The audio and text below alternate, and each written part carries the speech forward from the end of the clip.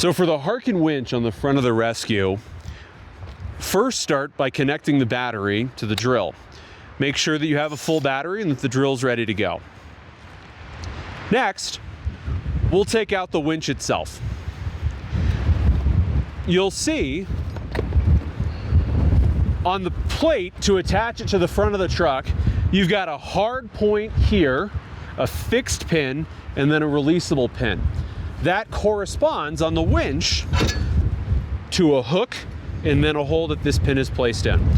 The winch is installed by placing that pin in and then rotating down. Pin goes in and then gets locked into place as a cotter pin there. To operate this, you then run the main line rope through, wrap it around the drum a minimum of 3 times to raise, and then you can operate this from the bottom using the drill. The direction of the drill, or direction of the hand crank when used, controls the speed. So the way that we install this, again, it's 3 wraps around.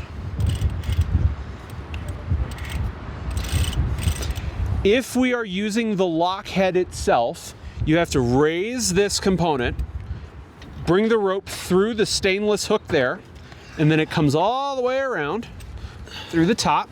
This is best done with 2 people. And then you bring it on through. In this configuration, you don't need any additional progress capture. The progress capture is built in to the top of the capstan. If you are choosing not to use this additional wrap and this configuration here, you need to use a progress capture off of this point or off of another hard point.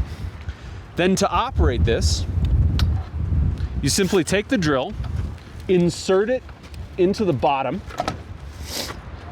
You have to provide a little bit of back tension for the winch to work correctly, and then you apply whatever force is required.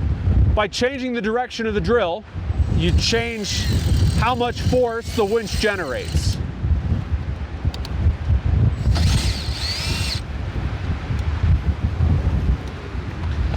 You can lower using the control handle.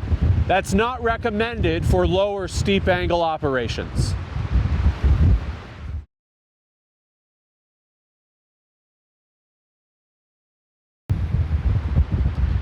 We can use the Harken winch without the lock head. This just requires using a prusik as a progress capture device. The prusik is rigged to this front anchor point onto our load side. You can lower using just friction on the capstan as long as you have this progress capture rigged in place correctly and safely. So once Daniel finishes with our prusik, nice.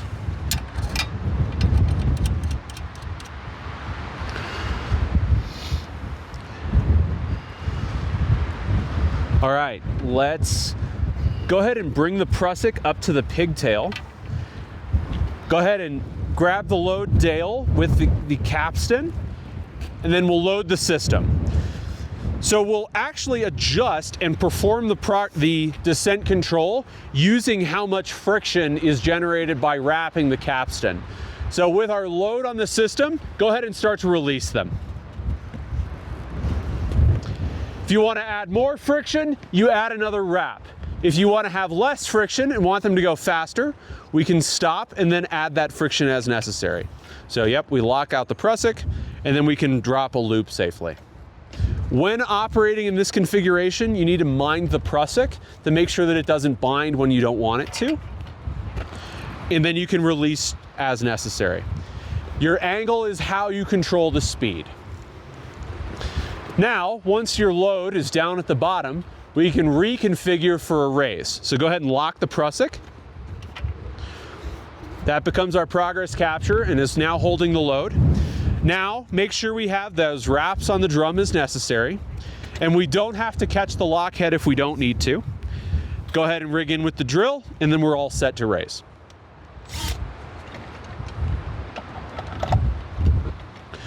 Again, you'll need a little bit of force on the capstan on the loose side to make sure that you're able to catch and pull. And then the system will go ahead and run. There's a trick to use your leg to create some additional leverage to make sure that you're not wrenching the drill against yourself.